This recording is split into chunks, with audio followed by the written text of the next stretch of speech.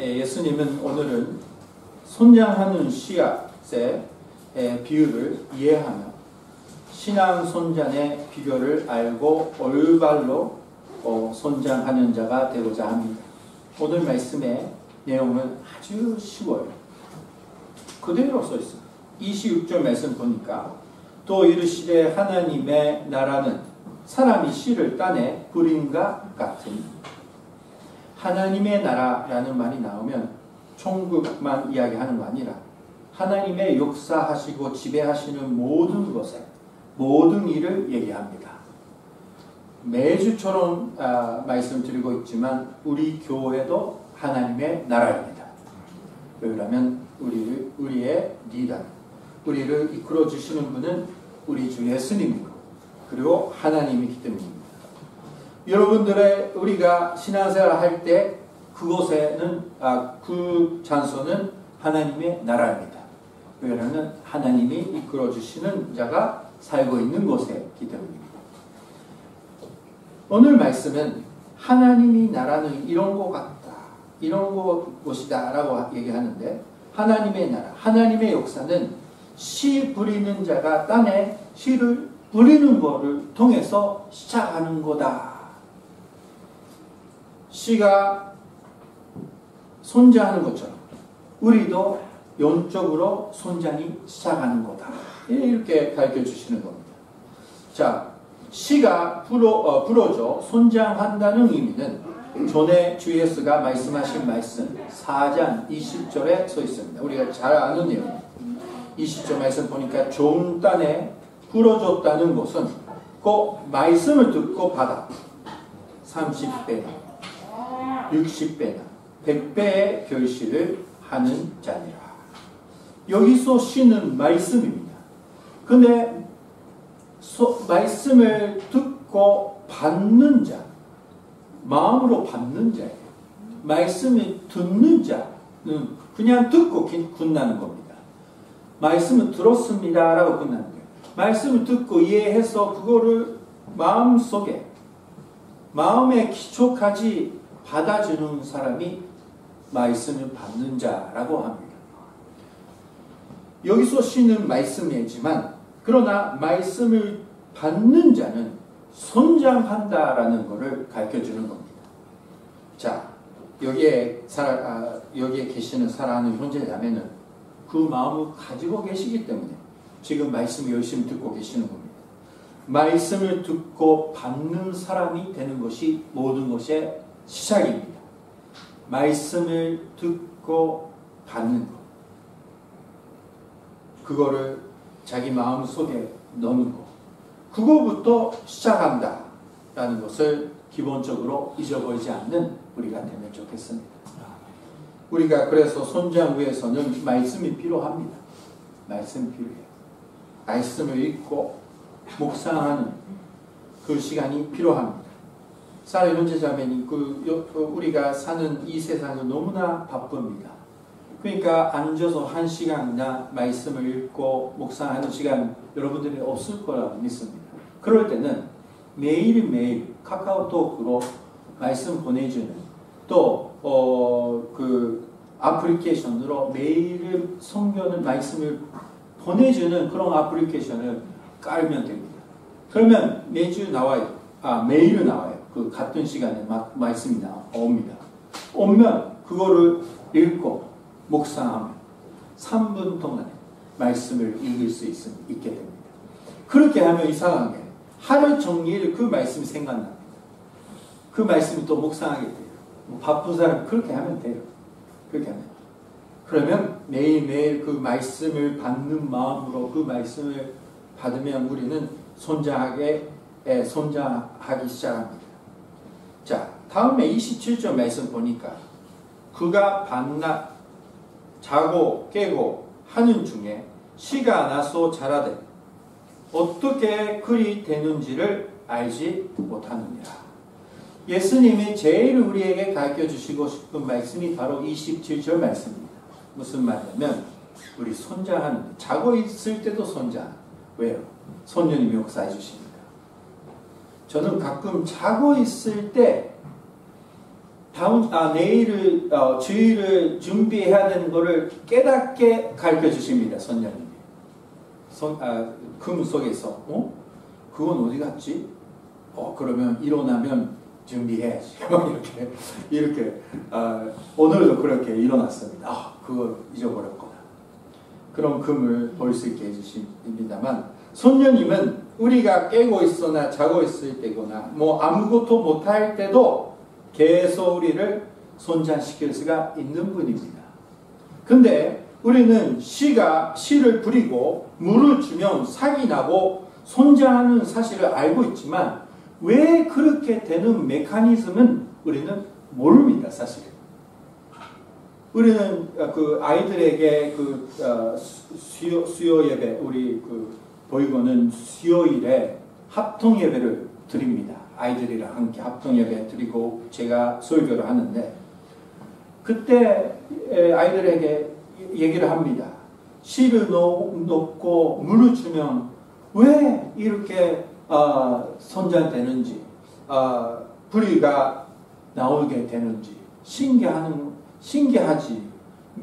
어떻게 되는지 모르지 하면 아이들은 아주 순수하니까 진짜 신기하다. 왜 그러지? 그렇게 얘기해요. 여러분들은 다 알고 있다고 교만하니까 뭐가 목사님 그거 왜 몰라? 화학적으로 우리 다 알고 있잖아. 모르면서, 그죠? 알고 있다고 얘기해요. 아이들은 그렇게 순수한 얘기예요. 그때 하나님이 그렇게 만들어주셨거든.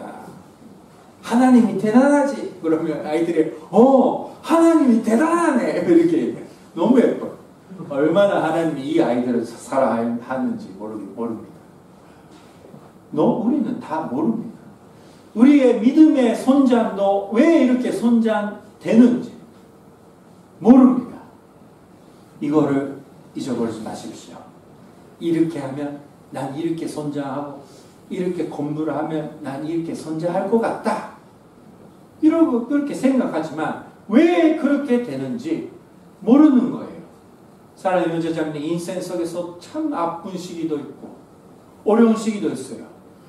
왜 이런 시기 있는지 모른다라고 기도하는데 넘어가니까 아주 많은 것을 깨닫고 나중에는 이렇게 고백하게 됩니다. 주님, 그 아픈 시간 나한테 주셔서 감사합니다. 제가 영적으로 깨달았고 깨워가지고 지금 믿음을 가질 수 있게 되었습니다. 우리는 다 모르는 거예요.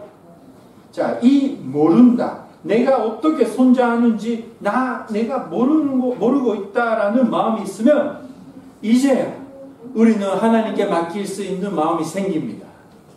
내가 하겠다라는 행동하는 거 아니라 하나님께 맡기고 싶다. 맡겨야지. 손장해 주시는 하나님께 맡겨야지 라는 그 마음이 생기는 거예요. 이 마음을 꼭 가지는 우리 한 사람이 되면 좋겠습니다.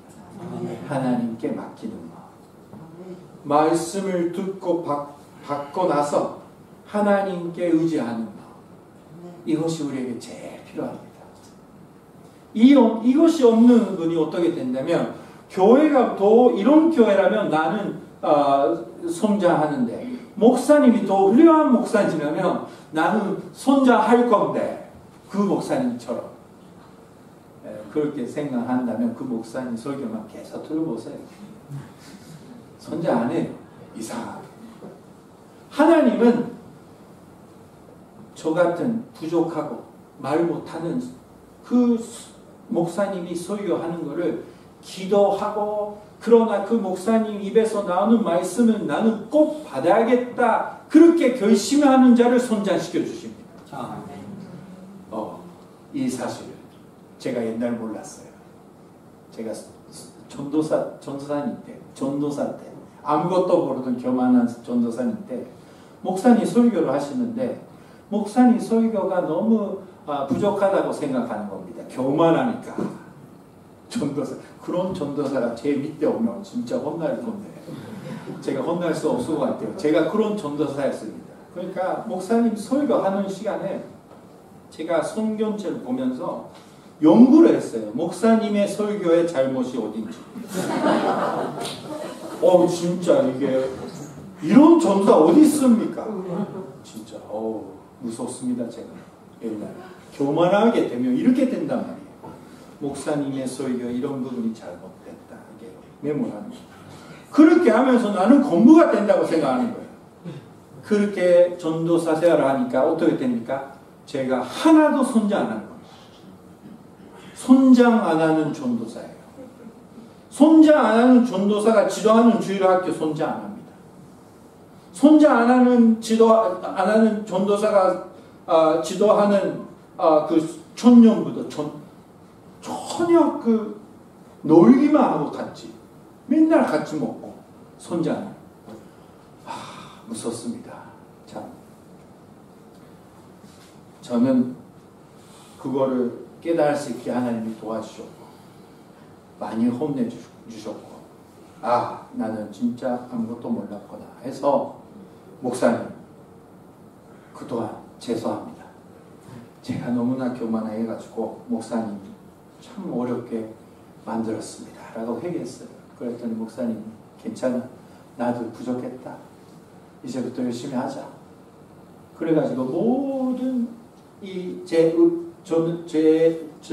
잘못은 용서를 받고 하나님이 그 관계를 회복시켜 주셔서 새 출발을 할 수 있도록 돼가지고 제가 다음 교회에 이제 부목사가 되는 겁니다.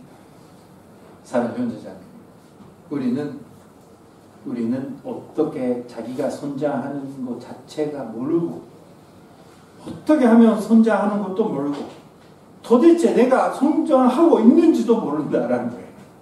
아무것도 모른다라는 것을 기억하는 우리가 됩시다. 그러면 하나님께 의지하게 됩니다. 그러다 그걸 모르면 나는 배웠다. 알고 있어. 나는 세대 다섯 대 그 기독교인이라 해갖고 아주 선장 안 하고 하나님의 나라에 도움이 안 되는 사람이 됩니다. 자, 오늘의 회개하는 기회가 받았어요. 얼굴이 다시 한번 받을 수 있게 되었습니다. 나는 아무것도 모른다. 그러니까 하나님께 맡겨야지. 그렇게 그런 마음을 가지는 우리가 되면 좋겠습니다. 마지막으로 28절 말씀 보여주시죠. 28절 말씀 보니까 땅이 스스로 열매 맺되 처음에는 삭이요 다음에는 이삭이요 그 다음에는 이삭의 춘실함 건식이라 이렇게 선제하는 모습. 여기 보니까 땅이 스스로 열매를 맺되 땅이 스스로 열매를 맺을 수 있도록 씨를 도와준다라는 말입니다. 땅라는 건 뭐냐면 하나님의 은혜입니다.